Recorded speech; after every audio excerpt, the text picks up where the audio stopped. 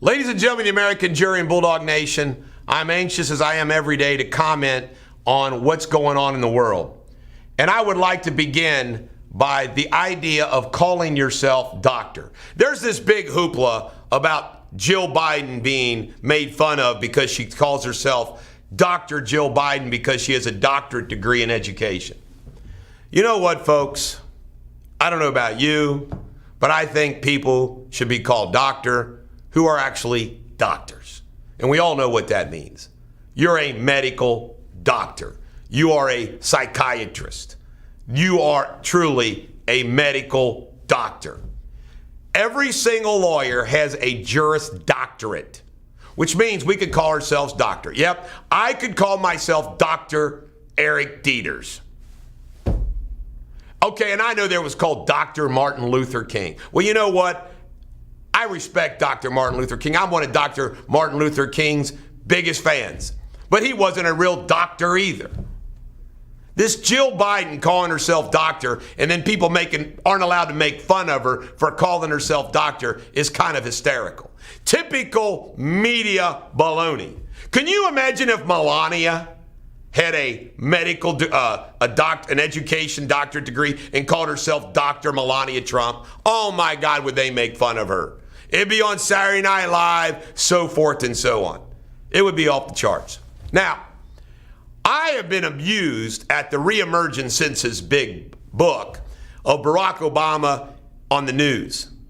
Barack Obama and Hillary Clinton told everybody to resist, make them uncomfortable, get out there and fight.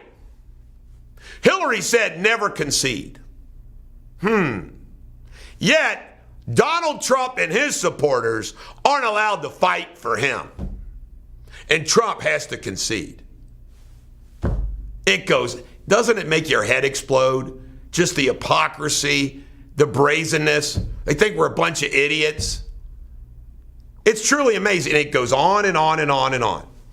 Now, Attorney General Barr's resignation.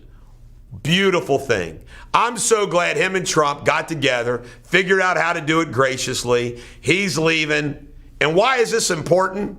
Because over the course of the next 30 some odd days, 35 days, it gives Trump, hopefully, an opportunity with Jeff Rosen, the acting attorney general, to do a lot of things relating to the election and relating to Hunter and Joe Biden.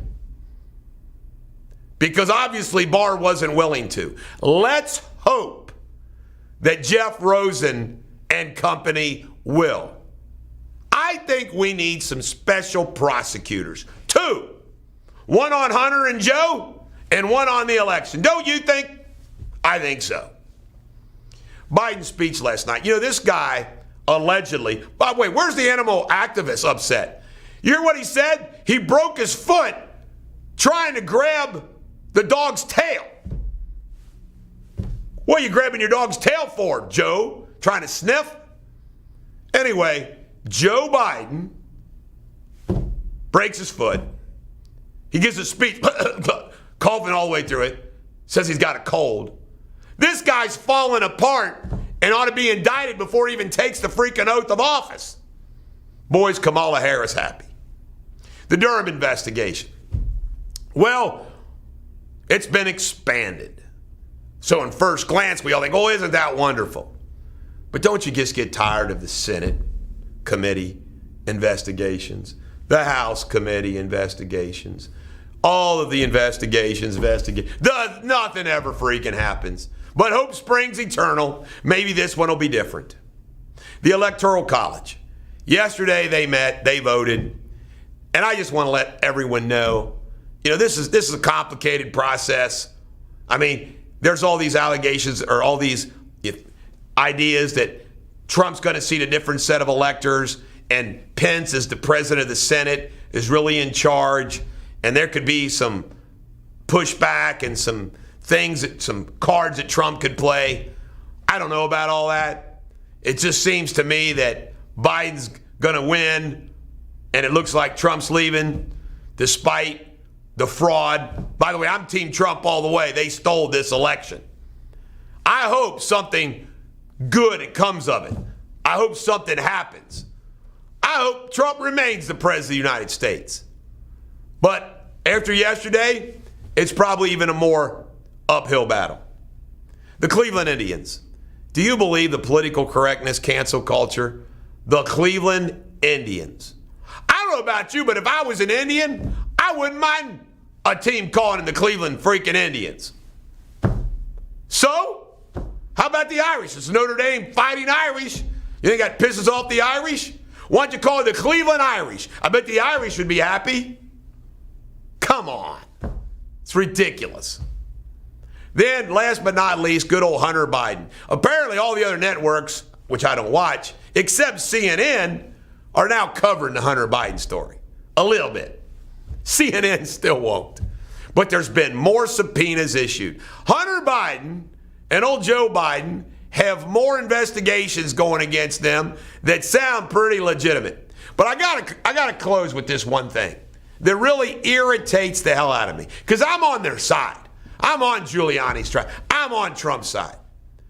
I'm on all the investigations of the bad guy's side. But you know what? Don't you get sick and tired of people telling you about this and that, and then you don't see it? Here's my point. Giuliani says, oh my God, there's terrible things on Hunter Biden's laptop. All these other people telling us all these terrible things on Hunter Biden's laptop. Don't you wish one of these son of a bitches would tell us exactly what's on Hunter Biden's laptop? Stop talking about it. Tell us what's on the laptop. I mean, did you hear it? There's apparently a picture of his naked niece on it. That's a little freaky weird. Tell us what's on it. I got to ask you a question. If you knew and you saw what was on Hunter Biden's, I tell you what I would do. I'd have it right here showing you everything on Hunter Biden's laptop. That's what I would do. Why don't these people do that? This is the Bulldog. Every dog has their day. Have a great day.